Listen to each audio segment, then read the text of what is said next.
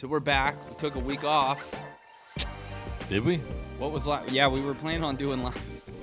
I mean, we don't take any work. No. But we were planning on recording last week, but we had, what was the holiday? Memorial Day. Oh, yeah. Memorial Day. You do anything wild for Memorial Day? So we did a little bit of Redneck Riviera in the backyard. I think you may have done Yeah, that's what I did too. a little bit of the same. Same thing. We've got this giant inflatable slide Oh, yeah. that we blew up in the backyard. Ate some food, ran up the JA bill. Yeah. And got some Dawn soap. We had all the neighbors over, so Oh, nice. It was like Oh, that really was a it party. was legit. Yeah, I think I remember thinking like, this might be a core memory for them. Okay. On that day, just because it's everything you want. You're eating really good food. Our neighbors cooked food, so we went to their house and ate, and then everybody came back to our house and played down the water slide. So it was Sounds like fun. a good time. Yeah, kind of similar, a little more low key. So we've talked before that we got the pool quote, and I really want to get the pool. I just am like, I don't want to spend the money yet, because I want to do some more investments and other stuff. But it's still really freaking hot out, so we got an above ground pool put in. Well, not a super pro one, like a Costco above ground, like 4 feet. I bought deep one pool. at Aldi before. Yeah. And honestly, like, it's chill. It looks hideous and all that stuff. But It takes so much water though. Like as soon as you think like, oh, I'll just fill up this little kiddie pool, it's like hours. no, it takes days. for days. We did it one time. We took it out of town, and we're like, oh, we'll just set this up. It was like $6 pool at Costco. Oh, no. It took so long to fill it up. Not Costco, Aldi. Yeah, in the Aldi finds, there was literally like this like Intel pool. Yeah. And we set it up, and it was like hours it took to fill up. Yeah, this But one. it was sweet. It was sweet. I mean, it worked out. This But is when 16 foot by like 4 foot deep. So it's like full size above ground pool. And so we got that just for the summer. But already it's been nice because when, like we talked about before, if one of the kids Are is you taking- treating it, or you just Oh, like, yeah, no, it's got a pump and everything. Oh, it's like really. No, it's a legit. full, like, I thought it was just like, yeah, we treat it. We just like, no. we throw some straw out of the pool every No, once in a while. no, it's got a pump and everything, dude. You put like the chlorine in it, and you do all of that stuff, and so it's pretty solid. Hey, what's up? Who you looking for? All right, so we're back. All right, so Small interruption. listen, we do this. Normally we do this in the morning, but we kind of had a busy morning, so we're doing it in the afternoon, and we do it. Like, this is where we're sitting is just right up front at the office. So sometimes people come in, and everybody else stepped out to appointments, so I got to handle any business that comes in. But we were just talking about the pools, or whether the pool's going to get us through the summer, and it's just going to get us through summer, and that's it. I'll throw it away. Where'd you buy that? It's from Costco or something. Oh, They're or like something. they're like $400. Okay. Could be from Sam's Club. I don't know. Shauna wheeled and dealed with a family member or something, so they ordered it. And it Costco is the coolest thing. came man. right to my driveway. It's like you walk in that first part of Costco, and Oh yeah, you could just never leave. Like, it put all the cool. I bought a cooler bag from up there. I bought an air fryer the other day from up there. all kinds. The cooler bags are great. So, all right, real estate world, man. First, I just kind of want to put this out. It was super busy. We kind of went over that crest where now like price reductions are coming, where things maybe slow down a little bit. If you're a seller looking to sell, you better hurry up and get on, because as we roll through summer, it will drastically slow down. And if you start waiting until end of July, August, you might find yourself sitting on the market, for months in the fall, especially if you don't have it priced right. So we're already feeling that atmosphere and that kind of energy going on. Trevor, what's happening with rates and stuff in the news? I know what's happening, or what's not going to happen. Yeah, so there's kind of just a lot of, I don't know, a whole lot hasn't changed, if I'm honest. It's been a lot of mountains and valleys, and as we talked about before, every time we try to predict that, we think rates are coming down, then they shoot back up. I think it's just a balancing act of trying to control inflation, deal with the stuff overseas and all these things, and the rate market has improved a little bit over last week, but it was a pretty big jump about a week and a half ago. We still haven't quite gotten back from. Yeah, and what's really interesting is that it is a midterm election year, and like historically, you would anticipate that they'd be doing everything in their power to maintain control of their seats that they got up there in Congress and the Senate or wherever. And it seems like that's not the case this year. Like there hasn't been any effort.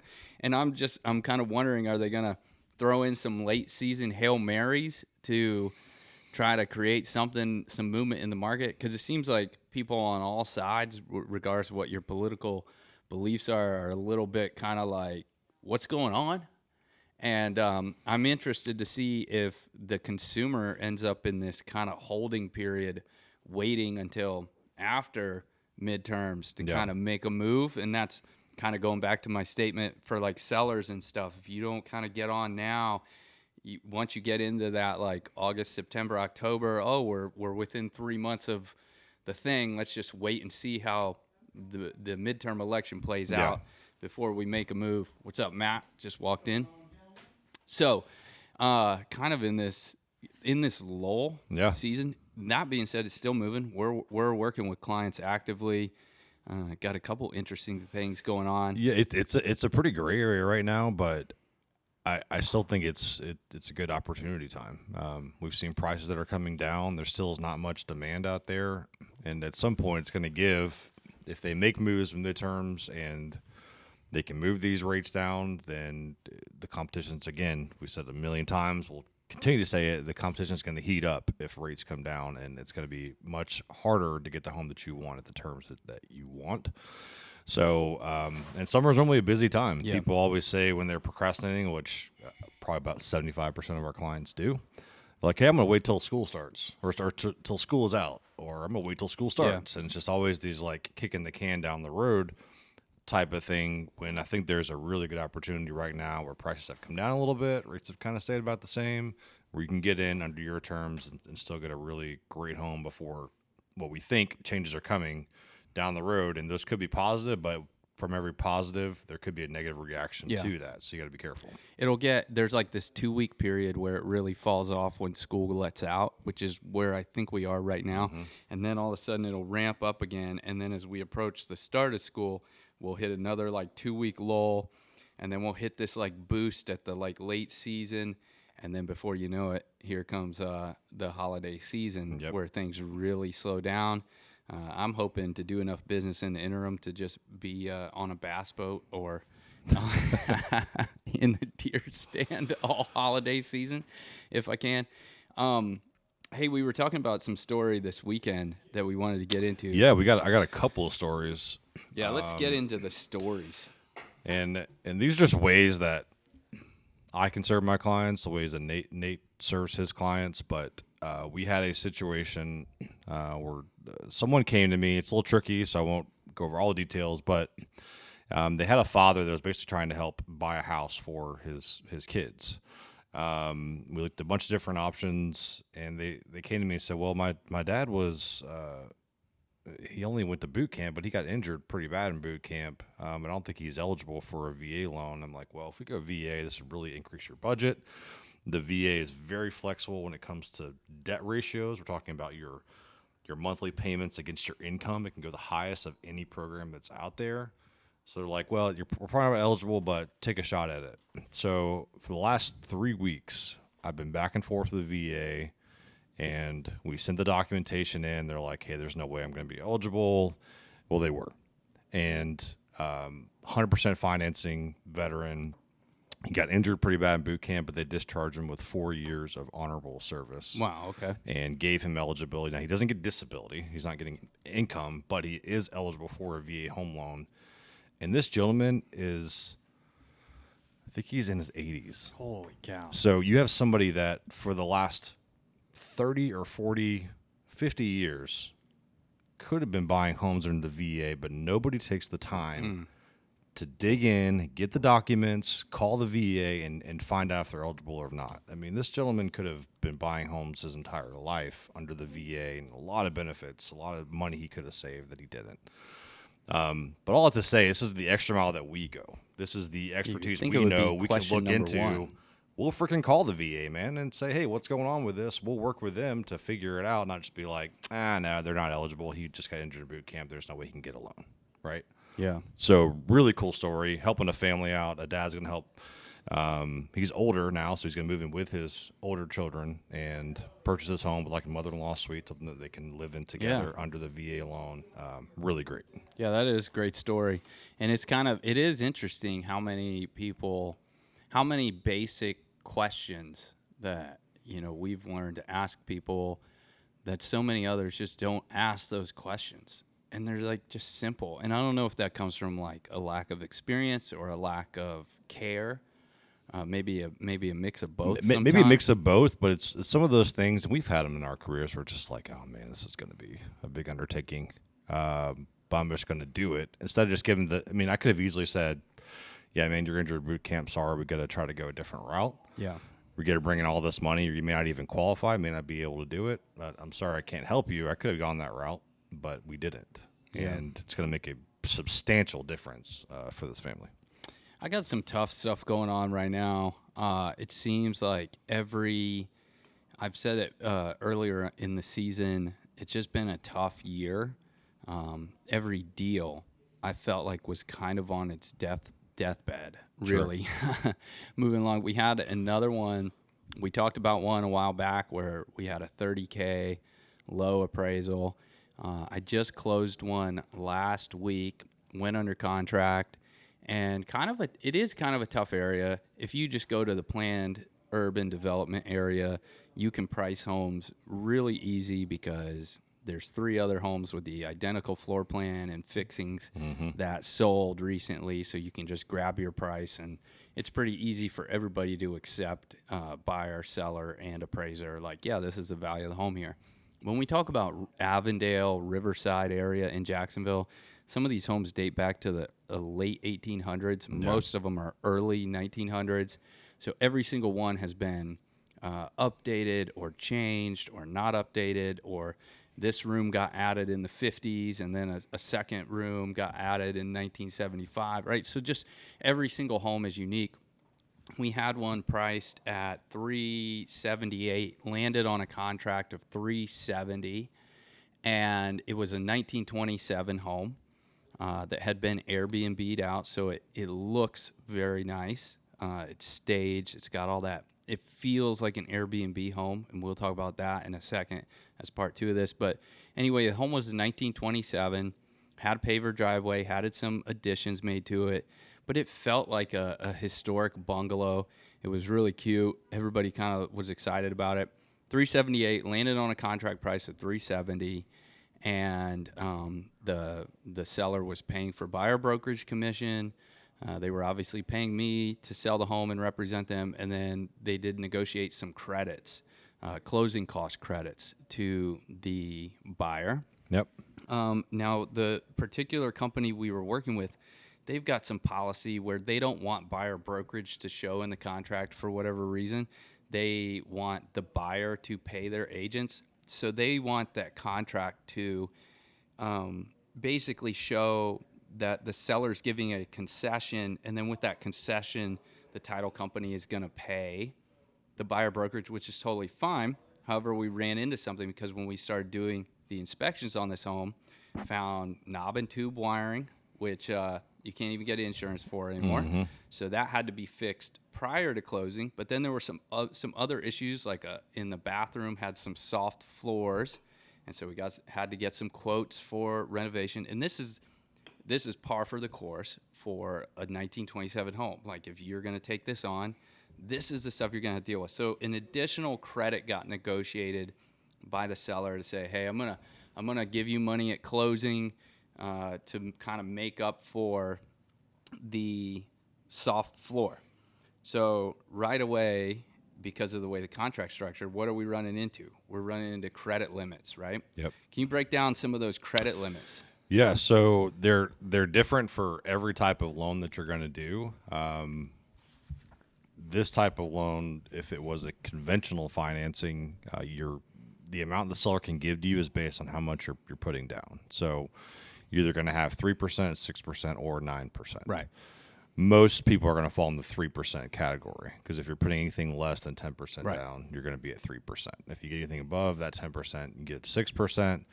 And I believe once you get to 20, 25%, you can get 9% concessions, but most folks are not even getting 6. Yeah. So you gotta be careful with that. It's like, oh, it sounds great. Let's just put it on paper. But if there's not enough credit that's going to be allowable by that loan type, then you're going to be, you got to find somewhere else they can get that credit, either price or some sort of incentive from the seller. So that's exactly what happened here. It was a conventional loan, and the concession that started was a 3% concession. So we already kind of were at max. Yep. And then we negotiated a $12,000 credit for the bathroom. I mean, you're talking about ripping out an entire bathroom, redoing subfloor, redoing possible on the bottom of the house, and all the support structure, all that. So that's a pretty pricey thing.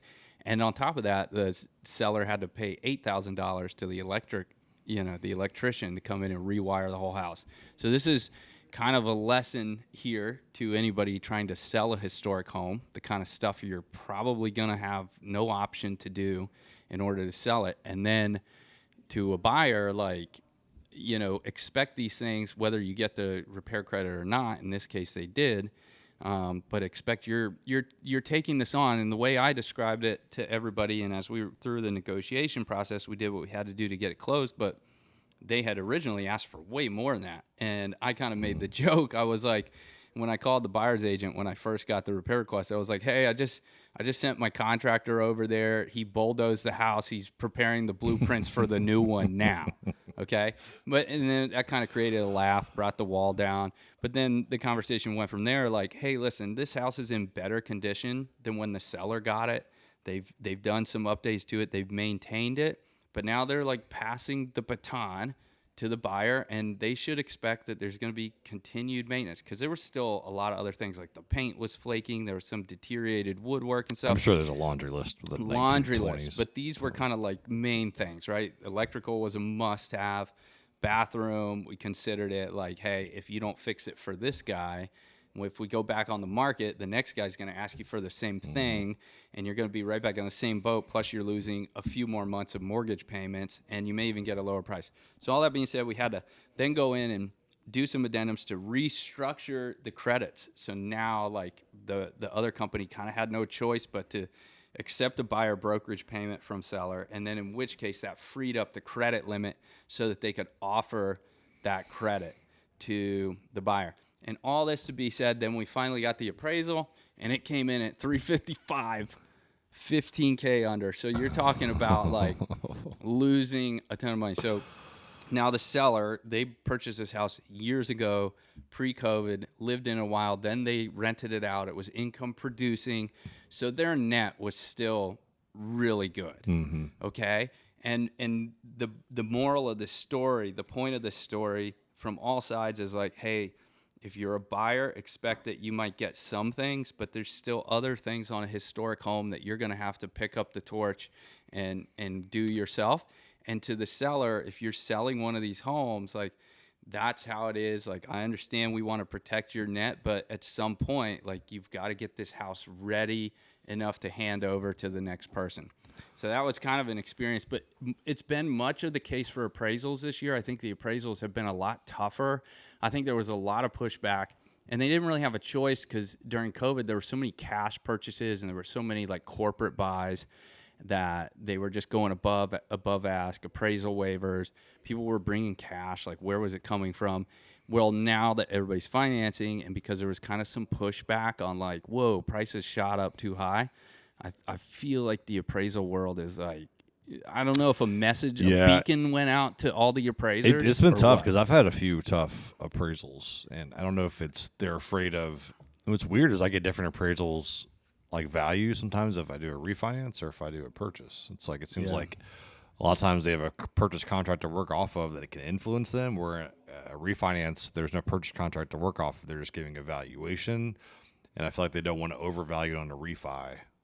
Yeah, so it's really weird. But with the credit side of things, you've got to understand that if a seller's like, oh, we'll just reduce the price $12,000, I mean, that's not really doing a whole lot for your buyer.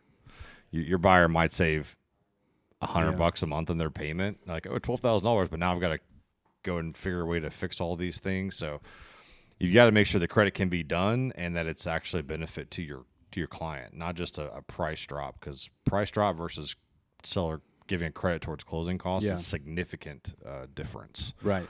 And how you feel that in your pocket. That's why we always see people are like, oh, I'll just finance it on credit. It's only $100 a month, and you're like, oh, that doesn't feel so painful. If I got to give $12,000, Right. then that feels a little more painful if I got to bring that in my closing costs instead of the seller covering it on my behalf. So, Well, and there's no cash back here. right. Okay. So when we say, hey, we gave it. And real quick on that point, if you are getting cash back at closing, it's because they've paid for something already they're being refunded for, and there was enough credit to cover that. So the people that will post online that says, oh, I gave my client cash back at closing. I'm like, well, you didn't. They paid for something that they're being refunded, or they took out some sort of other loan to get the money, and there's some overage that they're getting back. But they're paying for it somewhere. It's not just like, oh, give my client money back at closing. There has to be a fee attached to it in order to refund it. So, like Anyways, go ahead. in this case, a $12,000 credit for the bathroom remodel doesn't mean that the buyer got a $12,000 check at closing so that they can remodel the bathroom. It means, Right. hey, we gave you $12,000. We covered your closing costs. Now you kept that money you would have spent on Yep. closing costs in your Yep. pocket, and you're able to put it towards whatever you And that's want the in best house. way to do it. You don't want to be like, well, we can't give you 12,000 because we're limited, so we'll just drop your payment down, and you'll be good to go. Yeah. Like, no, I won't be, because now I got to pay $12,000 out of my pocket for a bathroom remodel. Yeah, because a lot of initial conversations I have, people think they can just roll cost into the loan and then get cash back at closing. Like Which going, you can on a refi, but like you cannot going on a to the purchase. grocery Yes. store to like, yeah, give me $20 cash back, and your bill is $120 versus $100, and it just doesn't really work that way. That's an interesting thing that has been happening. One other thing that's going on with buyers that I've been running into, particularly the old crowd, I'm gonna jump on this. I battle this a lot. Is like just the nonchalantness of them. In fact, like we had a contract we negotiated, and like there were some additional forms, and we didn't get those forms back. This is another deal we're working on. There were some addendums that were checked in the contract. We got the main contract back, but not those. So like the selling party is like, sweet, we're under contract, and I'm like, we're not under contract because we don't have these additional addendums. Now, all parties agreed that was going to be our contract date, so we kicked off our timeline and started doing our inspections and stuff. But it took nearly a week to get the final initials back from the paperwork, to the point that like I literally had to kind of go up the chain, and like I started talking to the lender, you guys, I started talking to title, and was like, hey, by the way, I don't have enough. Like it took me calling the title attorney to be like, because they were starting to do their work, and I'm like, hey, we don't even have an enforceable contract for the buyer yet, so you might want to reach out to the listing agent and tell them we got to get these forms, or else we can't even do anything, and this deal is dead. And then the next day I got the forms I needed, ironically. But sometimes it takes that. I've also worked with some buyers, especially like non-local buyers that are older. They'll be emailing you and they'll be calling you, and you're like, I'm sending them homes, and they're not super responsive. And then all of a sudden they're like I got an email last week, and it's like, hey, we're going to be there next week. And you're like, okay, well, this is Wait, a what? job to me. I have a job, first of all. Second of all, I have a family, so I have to organize my time, and I have to schedule it out. And if we want to go see homes, like, I need to know what homes you're interested in. Yeah, what homes I you're think not. it's just a generational difference, man. And they just don't. And then they're like, hey, we're coming to town, and here it is Monday, and I'm like calling them, and they're not answering their phones. And I guarantee you they'll call me tomorrow and be like, hey, we're here. Do you have homes to show us?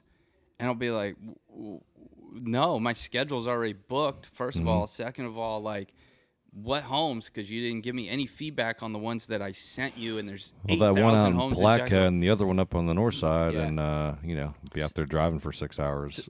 So that stuff drives me nuts. It's kind of a gripe. I don't really have a moral, like, a point to that story. Well, I other mean, I than think the point stuff is that we it's deal a with. generational difference, and I mean, I'm now 40, scary, but you just get to a point where you're used to how things were when you were kind of growing up, and it's hard to get outside of that bubble. Well, they're like mostly for this generation is just the electronic side of it, the e-signing, just the same thing. finding homes in MLS and getting into the portals and all that stuff.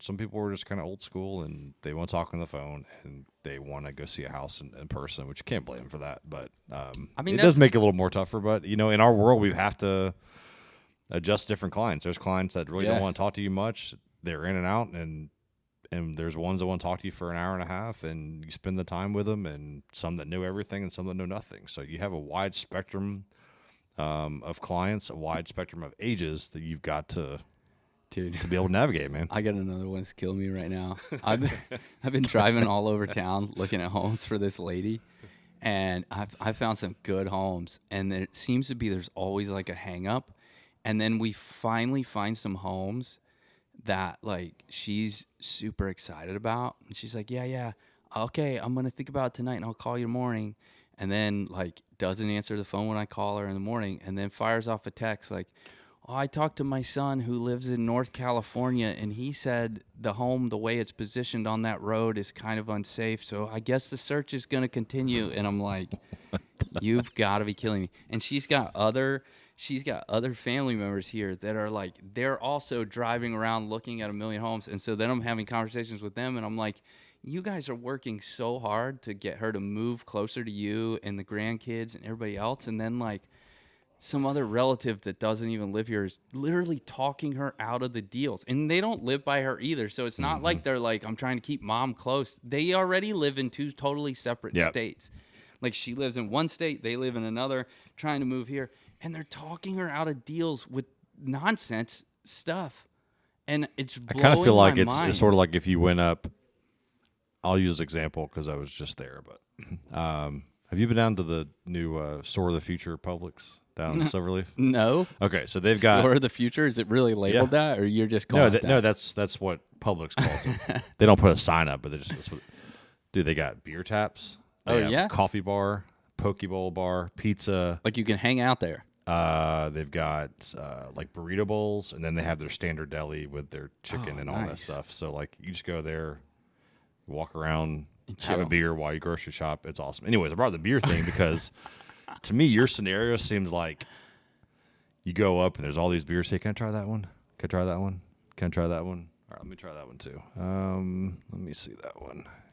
No, I'm not gonna get anything. Yeah, yeah. I mean, you just like ice cream. You go somewhere and you sample all these things, and you're like, it'd be funny if you're just like, oh, let me do all these, and I'm gonna walk out. Of course, they'd be mad, but you could do it. But it's just how it is sometimes when you're like, I want to sample everything, but I'm in the store where you buy these things, and I've got the right person in front of me to help me, and I'm sampling everything. But you know what? I'm just I'm not gonna do anything. It is amazing, and honestly, like. Real estate agents have done it to themselves because there's so many desperate agents. There's so many brand new agents. It's so easy to get in this job. And we've gone over it before where like 75% of agents that are like literally like in the millions nationwide that do zero business a year. And all of those agents are willing to just like jump in the car and like window shop. Yeah. And what sucks is because it's 74% of them, they kind of set this standard to the consumer. And then people think that that's what we do is just window shop houses all day. And it's like, I have so much to do. And then on top of that, like running the brokerage, like I'm bringing agents on, I'm doing training, I'm meeting with them for lunch, I'm hosting events. So like that's a whole side of the business that they don't see, like that networking side. It's just as important as everything else. I'm at a point now where every deal I'm working, I personally know the agent across the deal or have worked with them in the past. So it's great. Like this makes all the difference. Bro, like this deal that we're on that took like 2 weeks to get all the paperwork. Mm-hmm. When I showed the house to the buyers, I was like, it's not really one of my favorite agents to work with. And they're like, yeah, why? And I'm like, he's a great guy. It's just the communication's just going to be impossible. And sure enough, like that's how it's been. Yeah. The good news is I didn't sweat it because I was like, hey, man, this is how it is when we're working with him. We just got to, like, be patient. Versus me being like, oh, my God, is something wrong with the deal? Is the transaction, no, I got the experience to know. Well, this isn't a real quote, but this is my quote. And we'll clip this, but a desperate agent will tell you what you want to hear not what you need to hear. And that may not be just desperate agent. That may be desperate anything that you're doing. If you find somebody that is desperate, they're never going to be willing to tell you the hard truth, which may cost them their money or whatever it may be. It may not be best for you, but if they're desperate, they're just going to say and do whatever they have to do to try to get that deal because they need it really bad.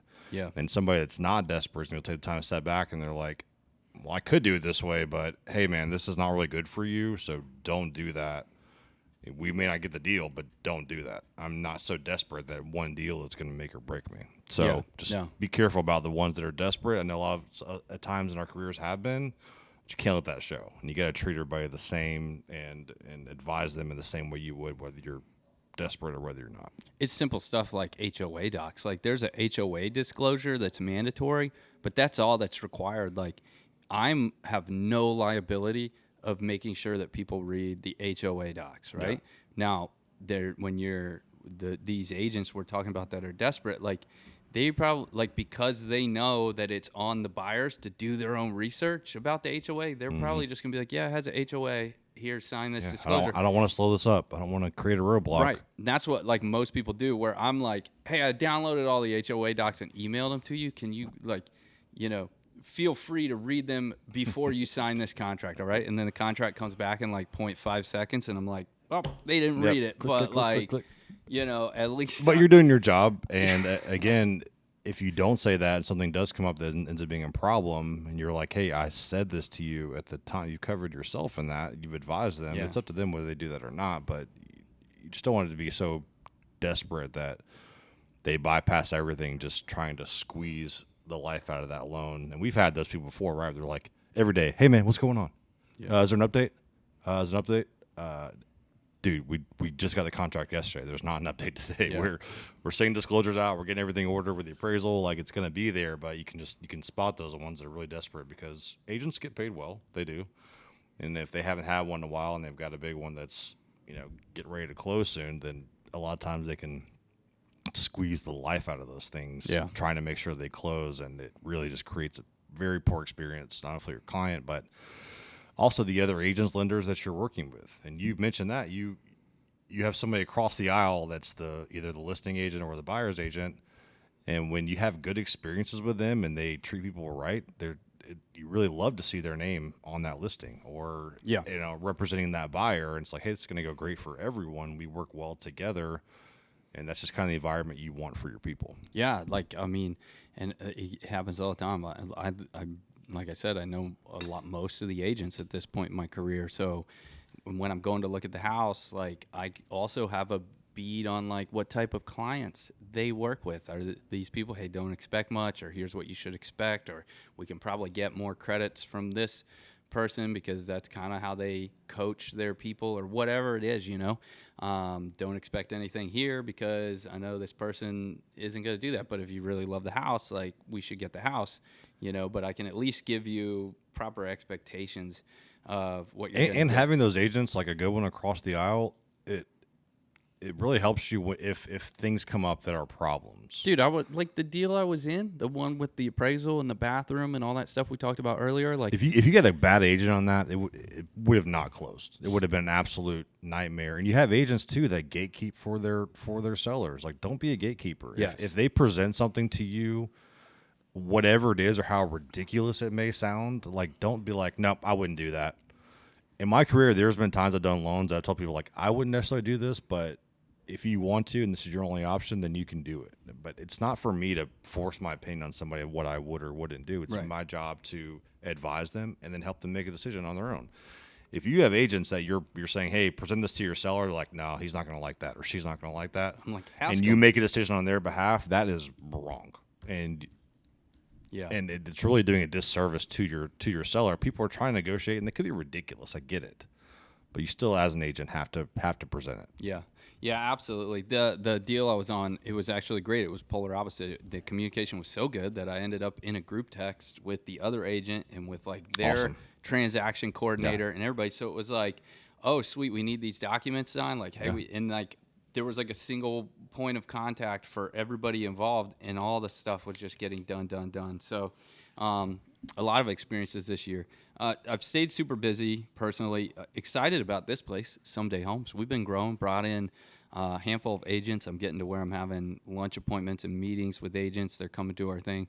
We got some fun stuff going on. They're going on a boat trip. I'm not going to make it because I'm going on a float trip the same day with a group of men, but they're going boating on Thursday. Float trip. Yeah, so I'm going with Project Save Your Outdoors to Rock Spring in Florida to like get on a raft and float the springs, which is going to be great. Taking the kids, we had that plan for a long time. Sweet. Then as an office, we planned a boat day. They're like renting a bunch of boats from the marina and going out for the day, which will be pretty cool. Kind of team event, which is sweet. But the environment here has been really great, and the culture's been really good. Something I'm interested in. Instead of just kind of going down the list, I'm kind of vetting people a little bit. And so far, it's been so good, and so I'm excited about it. And Well, again, coming from a place that's not desperation. I mean, Someday Homes is doing great, and you're not desperate for agents. You're trying to grow it. With me in cross country, we've just added. I would kind of say like an investment arm of our lending.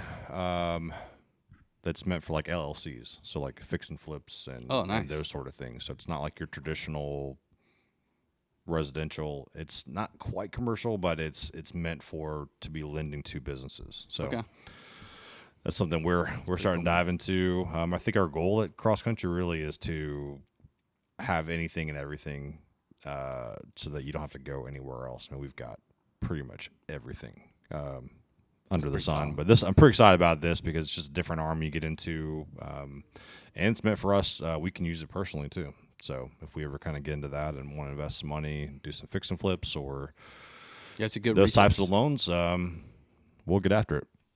Well, that's probably it for today. I see your phone's blown up. I know my phone's blown up because it's later in the day. I should just shut it off. And we got a couple deals that actually when we hit the stop button, we got to sort through a couple things and get some addendums out on our deadlines today even. So we'll cut it here, and then we'll be back next time.